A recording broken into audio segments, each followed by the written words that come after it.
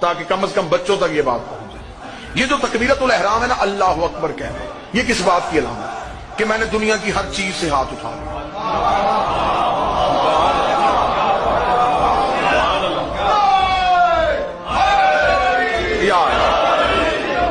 دنیا کی ہر چیز سے ہاتھ اٹھا، ہینڈز اپ۔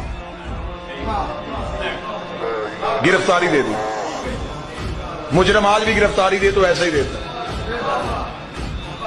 میرے اللہ میں تیرا مجرم ہوں، تو نے مجھے بڑا ڈھونڈا، میں نے ملا، تو نے میرے مسجدوں میں اعلان کروائے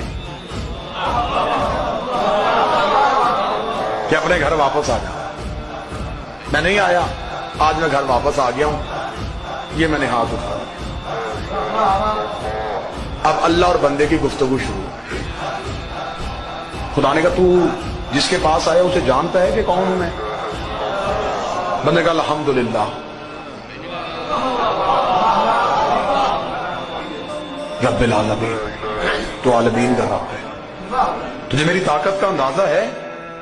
مالک یوم الدین،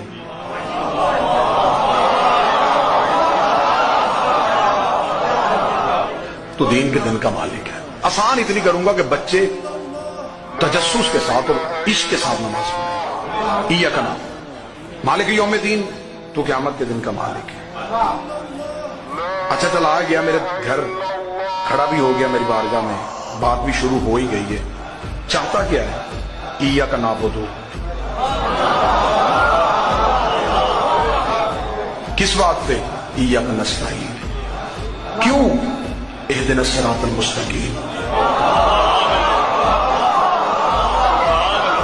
میں تیری عبادت کرنا چاہتا ہوں تو میری مدد کر۔ کس بات پہ؟ اہدنا الصراط المستقیم، تجھے پتا ہے وہ رستہ کن کا ہے؟ صراط الذین انعمت علیہم۔ اگر میں تجھے ان کے رستے پہ لے جاؤں تو ادھر تو نہیں جائے گا غیر المغضوب پہ۔ تجھے پتا ہے وہ کون ہے؟ علیہم الضالین۔